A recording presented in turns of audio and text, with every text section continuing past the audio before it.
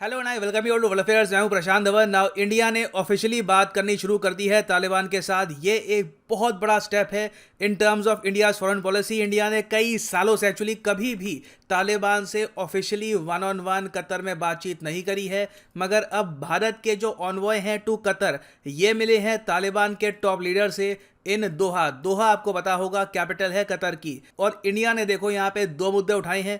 पहला तो ये कि हम बहुत हद तक कंसर्न है आतंकवाद को लेकर इन अफगानिस्तान। दूसरी बात यहां पर इंडिया ने यह कही है कि हमारे कुछ सिटीजन्स अभी भी अफगानिस्तान में हैं, उनको इवैक्यूएट करना है, तो वहां पर हम चाहते हैं कि कोई भी बाधा ना आए। ये बात इंडिया ने ओपनली बोलती है कि वी वांट सेफ इवैक्यूएशन और तालिबान आतंकवाद को नहीं सपोर्ट करेगा इन अफगानिस्तान। ये इंडिया ने ओपनली बोला। Now again Taliban in the future क्या करता है आतंकवाद को लेकर, क्या इनके एक्शन होंगे वो देखना होगा। इंडिया ने अपना स्टांस यहाँ पे क्लियर रखा है। और भारत के जो यहाँ पर ऑनवॉय हैं दीपक मित्तल साहब, ये किससे मिले हैं? ये मिले हैं तालिबान के टॉप लीडर स्टैनिकज़ाई के साथ।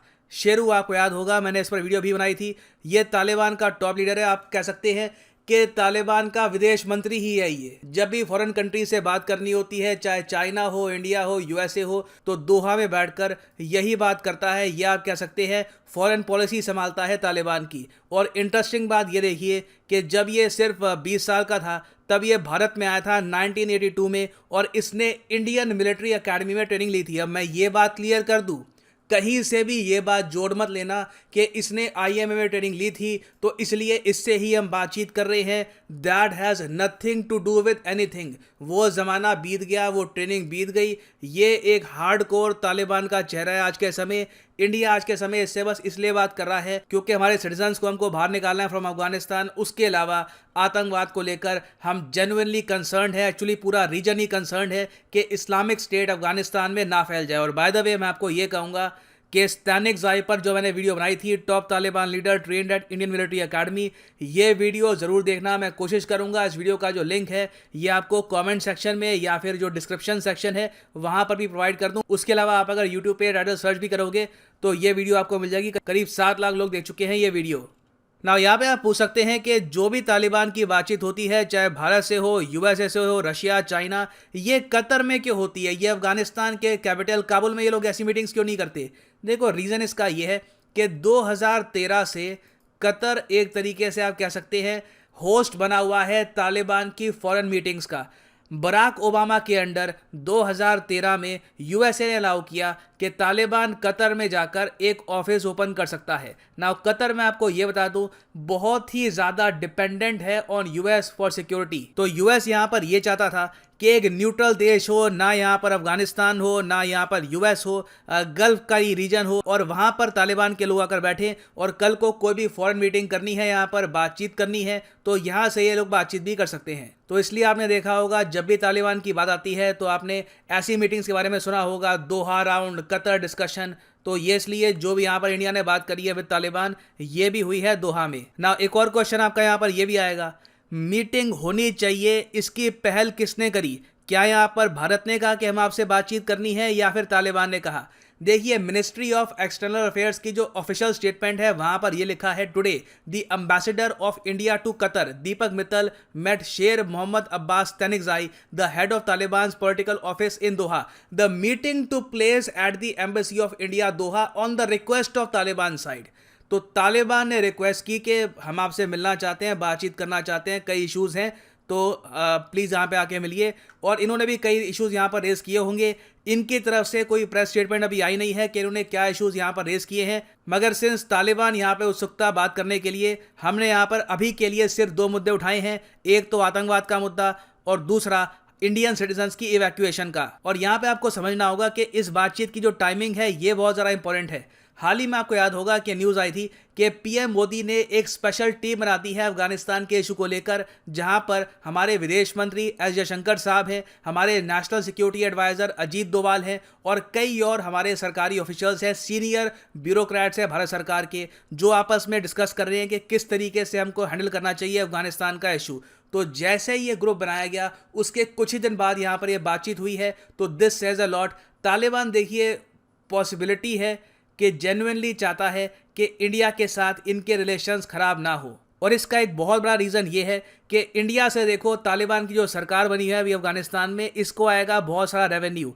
इंडिया आपको पता होगा एक बहुत बड़ा कंट्रीब्यूटर है, डोनर है टू अफगानिस्तान। इंडिया से अफगानिस्तान ट्रेड भी करता है, तो रेवेन्यू के चक्कर में ये इंडिया से रिलेशंस इंस्टेंटली खराब करना नहीं चाहेंगे। बाद में कल को पाकिस्तान के प्रभाव में आकर ये क्या कर दे, गॉड नोज, वो अलग बात है।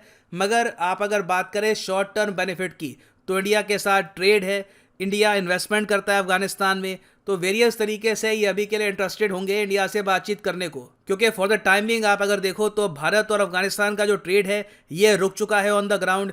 इंडिया की तरफ से ये स्टेटमेंट आई है कि ट्रेड रुक चुका है। तालिबान के जो लोग हैं वो कह रहे हैं कि नहीं, हम वापस रीस्टार्ट करेंगे अभी ट्रेड, हम बस कुछ चेंजेस कर रहे हैं बॉर्डर पे, बॉर्डर पोस्ट पे अपने बंदे हर जगह बिठा रहे हैं। तो अभी के लिए देखो तालिबान का नंबर 1 गोल पता क्या है?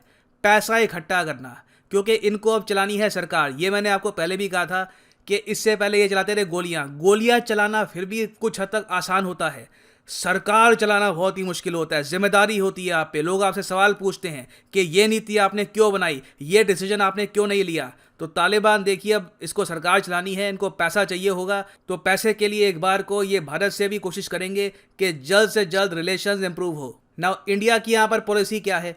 देखिए भारत की जो पॉलिसी है ये बहुत ही कम शब्दों में हमारे विदेश मंत्री एस जयशंकर साहब ने समअप कर दी थी। इन्होंने यहाँ पर यह कहा था कि हमारी बिल्कुल इन्वेस्टमेंट्स हैं अफगानिस्तान में। कई लोग कहते हैं हमारी इन्वेस्टमेंट्स डूब गई, मैं नहीं कहता कि डूब गई हमारी इन्वेस्टमेंट, क्योंकि हमारे विदेश मंत्री ने यह कहा था कि हमने इन्वेस्ट किया है अफगानिस्तान के लोगों में, और इंडिया की जो गुडविल है अफगानिस्तान में ये आज भी बनी हुई है। जिस टाइप की हेट्रेड आपको दिखेगी भारत के प्रति पाकिस्तान में, वैसी हेट्रेड आपको नॉर्मल अफगान सिटीजन्स में नहीं दिखने वाली। तो वो जो हमने पैसा लगाया है दैट वाज टुवर्ड्स ह्यूमैनिटी, और वो पैसा कभी भी वेस्ट नहीं होगा। मगर अभी के लिए भारत की पॉलिसी तालिबान और अफगानिस्तान को लेकर बहुत ही सिंपल है, वो है वेट एंड वॉच। कोई इंडिया अपनी तरफ से बड़ा कदम नहीं लेने वाला। इंडिया सिंपली अभी के लिए आप अगर देखो तो बातचीत में यही कोशिश कर रहा है कि जो हमारे सिटीजन्स हैं ये सेफली अफगानिस्तान से बाहर निकल आएँ, जो हमारे लिए प्रायोरिटी है। और आतंकवाद को लेकर हम हमेशा तालिबान को बोल के रखें कि control terrorism inside your country. उसके अलावा हमने अभी तक कोई बड़ा स्टेप लेने का फैसला नहीं किया है, जो अभी के लिए बिल्कुल सही स्ट्रैटेजी भी है। क्योंकि आई थिंक अभी देखना होगा एटलीस्ट 1 साल तक कि जो ये नई सरकार है ये क्या करती है, क्या ये इस्लामिक स्टेट को कंट्रोल कर पाती है या नहीं कर पाती। It will be very interesting to see. But for the time being यहाँ पे मैं आपसे एक क्वेश्चन पूछना चाहूँगा कि क्या आपके हिसाब से in the long run India को तालिबान के साथ बातचीत करके नॉर्मल रिलेशंस एस्टैब्लिश करने चाहिए, या फिर अपने सिटीजन्स को बाहर निकालो और उसके बाद बस यहाँ पे हमको मानना चाहिए कि तालिबान जैसी कोई सरकार ही नहीं है, इनसे एब्सोल्युटली दूर रहो and just focus on our own development? लिखिएगा इसके बारे में कमेंट सेक्शन में। I would like to know your opinion.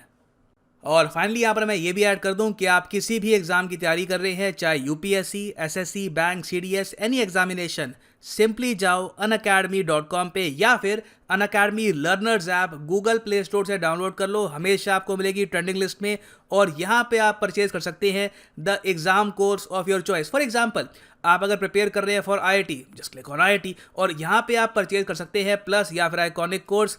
These courses will be quite beneficial. मगर जो यहाँ पे प्राइसेस लिखे हैं ये प्राइसेस कभी भी पे मत कर देना, यूज़ करो यहाँ पे प्रोमो कोड PD10 और प्राइसेस अपने आप और भी ज़रा कम हो जाएंगे। So use the code PD10 and save your hard earn money. So इसी नोट के साथ ये है यहाँ पर वीडियो का अंत। Thank you for listening and as always God bless you all.